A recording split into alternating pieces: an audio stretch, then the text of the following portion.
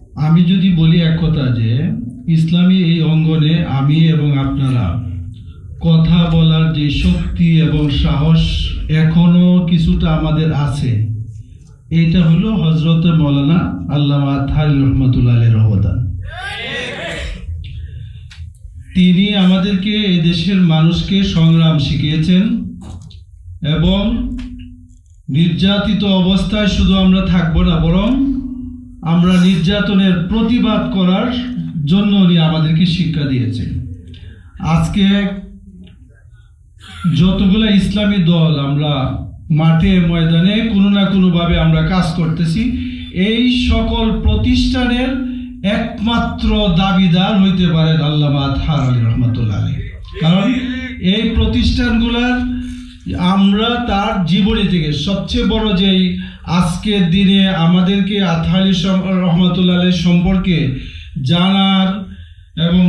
জানার যে সুযোগ করে দিয়েছেন, সেজন্য মোহতারাম লেখককে অত্যন্ত ধন্যবাদ এবং আল্লাহর পক্ষ থেকে যেন ওনাকে উত্তম বিনিময় আল্লাহ পাক দান করেন, সেই দোয়া আমরা করব। এবং আমরা মনে করি যে আমাদের বিভিন্ন বক্তারা যে ওনার অবদান তুলে ধরেছেন, যে আজকে ইসলামপন্থীরা অনেক কাজ আমরা করি, কিন্তু এই কাজগুলার ফসল আমরা আমাদের ঘরে উঠাইতে পারি না। সেই ধরনের যোগ্য নেতৃত্ব আমাদের মধ্যে বারবার আসে, কিন্তু আমরা তাদেরকে ধরে রাখতে পারি না। আমাদের অবদান এই বিগত এই স্বৈরাচারী আওয়ামী লীগ সরকারের এই যে পতন, যেটা 5ই জুলাই হয়েছে, এইখানে 5ই আগস্ট হয়েছে, এখানে আমাদের উলামা একরামের বহুত অবদান রয়েছে।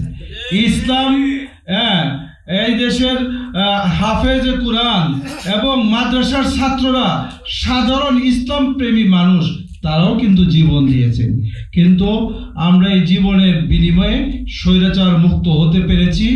কিন্তু এই দেশটাকে সত্যিকার অর্থে ইসলামিজম করা, ইসলামের দিকে নিয়ে যাওয়ার যে দায়িত্ব আমাদের রয়েছে, সেটা আমাদেরকে অবশ্যই পালন করার জন্য সেই বলিষ্ঠ নেতৃত্ব আমাদের তৈরি করতে হবে। আল্লামা আতহারী সাহেব প্রতিষ্ঠিত যে সমস্ত প্রতিষ্ঠান রয়েছে, সকল প্রতিষ্ঠান যাতে সুচারুভাবে চলে এবং আমরা তার সেই অবদানকে ধরে রেখে তার পথে যেন আমরা চলতে পারি, সেই তৌফিক কামনা করছি। ওয়া আখিরু দাওয়ানা আলহামদুলিল্লাহি রাব্বিল আলামিন।